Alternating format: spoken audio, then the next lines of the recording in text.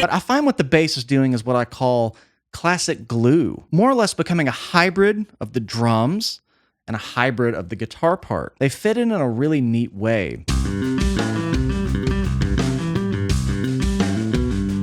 What's up, guys? Welcome back to Low End University. This charming man is from the SMITHS self-titled debut album released in 1984, and it's really crazy reading that they were only active for 5 years. That's a Beatles type of career right there, even shorter than they were, but I've seen the name Andy Rourke constantly show up in the comments requesting this band, and I'm reading he unfortunately passed just last year due to pancreatic cancer. That's terribly tragic, but as I always say, one's music lives on forever. I'm late to this band, and better late than never. But without further ado, let's check them out. This charming man from the SMITHS.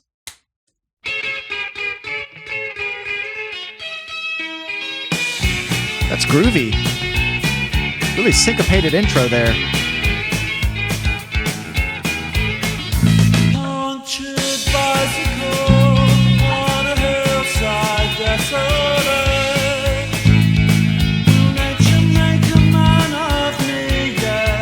Love how much that tone cuts through. When in this charming car, this charming man,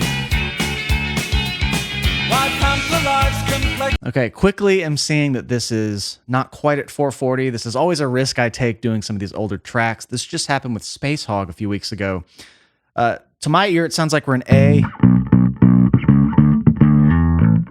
It's a little flat or a little sharp, depending on how you want to think of it. So to get the note, I'm kind of having to bend up a G sharp. So it's going to be tough to kind of play along, but I can kind of play those grooves when it's paused. So I'm going to say we're here in the key of A. It's really got a fun groove. That's always a really driving, danceable type groove. I wasn't sure what to expect. You know, I've heard the SMITHS mentioned in a lot of other circles with other bands that I didn't think they would sound quite like this. And of course, I know they have several other albums, but this is a really fun groove. I read that Andy plays mainly precision and jazz basses from Fender, and I read he played a Yamaha at some point, but it's got that clarity, crisp, punchy pick tone.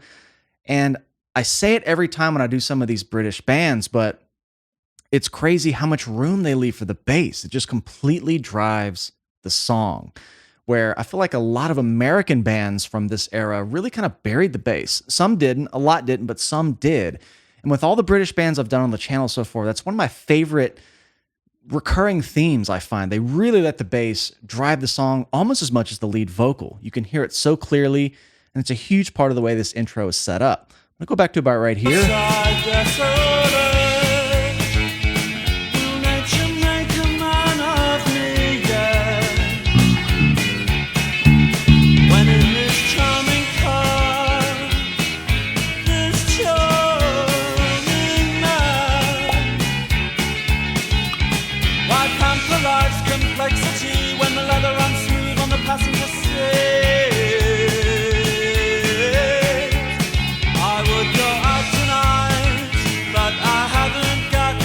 I really like the interplay rhythmically between the bass and the guitar.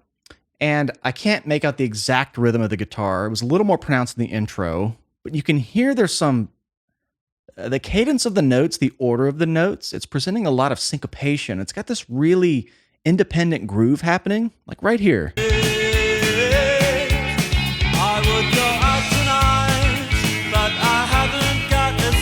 It's like dun dun dun dun dun dun dun dun, and it has some variation, but I find what the bass is doing is what I call classic glue. It's more or less becoming a hybrid of the drums and a hybrid of the guitar part.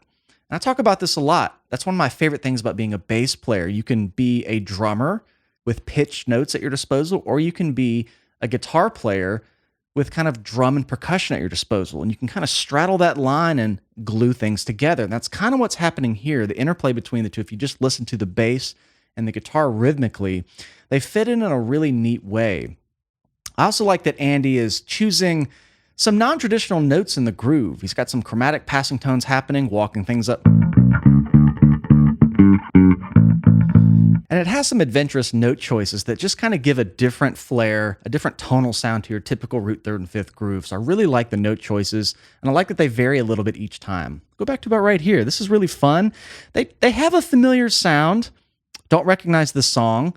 This appears to be one of their bigger songs and singles from back then, so I really like it. It has a nostalgic sound to it. I've heard other bands like this for sure, but not the Smiths.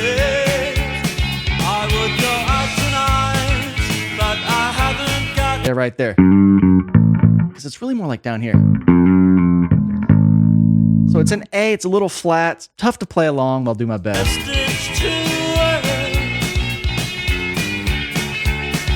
Okay, I see him playing fingers. I know I said a pick a minute ago. This is always a discrepancy with bass players, and sometimes it sounds like a pick, and it's not. Sometimes it sounds like fingers, and it's a pick.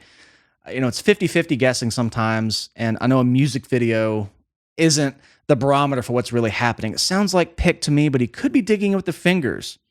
And I like that there's that gradient there where a pick can sound like fingers and fingers can sound like picks. There's plenty of players who exemplify this, so I don't know.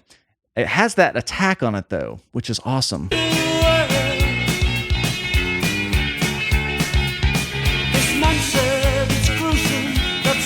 Yeah.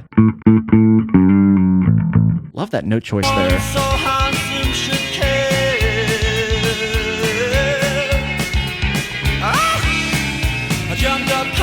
Ooh, walking it.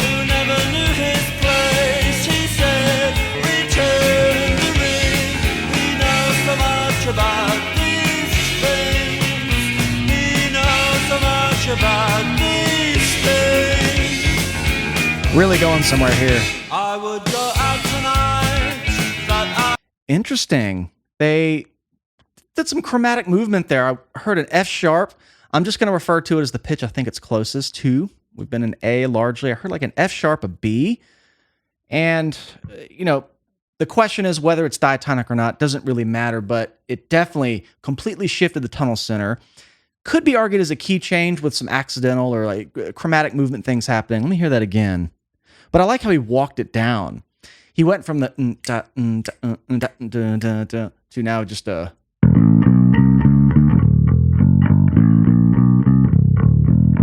And it just completely changes the song's momentum. And I like that he saved that for the bridge. And this once again shows that the bass can lock in with the kick drum. And then he can completely go rogue and leave that with the walking bass part, which is just driving the quarters. And it elevates the song. One of my favorite things about being a bass player is completely being showcased here. You can change feels. You can really go anywhere you want. You can play different notes at the end of phrases you didn't play on the last repeat, and it all kind of works and gives the bass part some unique edge to it. That walking part was fun. Let's hear it. It's so punchy and bouncy.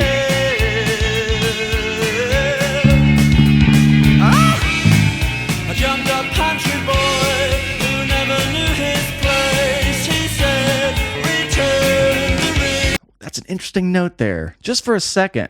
What note is that?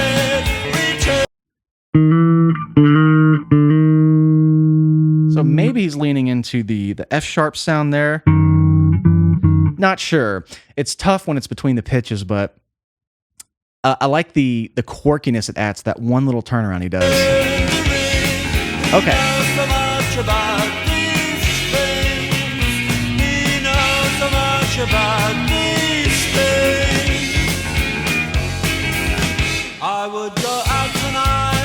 Cool little silence to bring it back in. I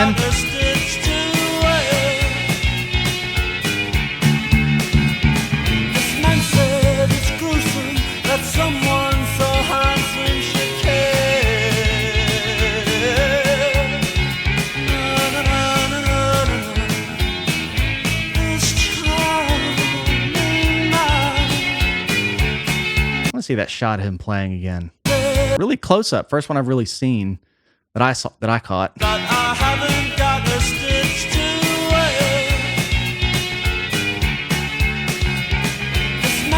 wear. Not lining up at all to what he's playing. Really good technique.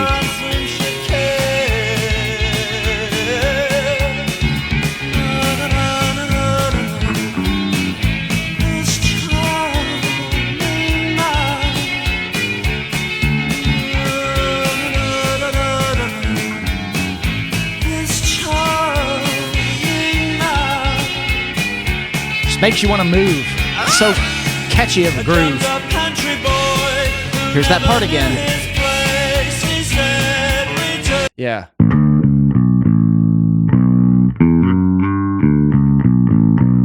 Kind of walking it down to that B.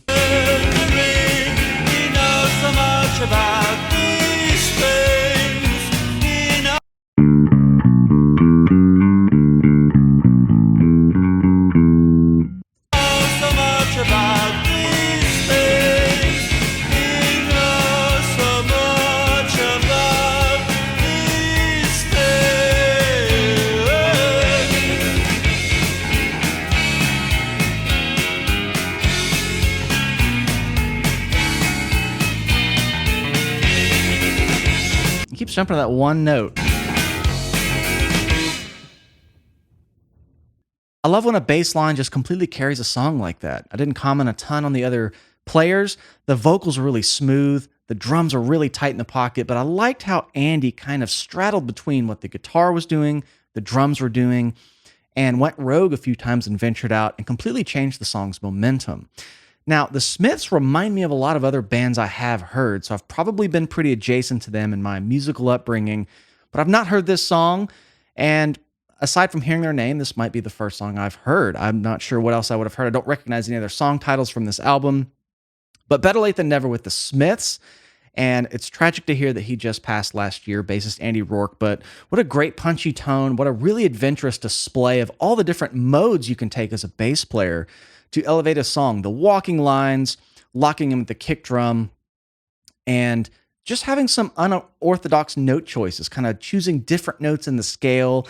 You know, he kind of did those little fills up high, kind of an octave higher, leaning into the sixths, things you don't hear often, the sevenths even at times. So that was a really adventurous part, and I love when the bass is that audible, and it's just as upfront as the lead vocal. Something I really love about some of these British bands from that era. But thank you guys for hanging out with me today. Finally heard the Smiths. If you'd like to support the channel further, come find us on Patreon. I do full album reactions over there with tons of lesson content for bass and much more. If you enjoyed this, please like and subscribe. It really helps the channel out.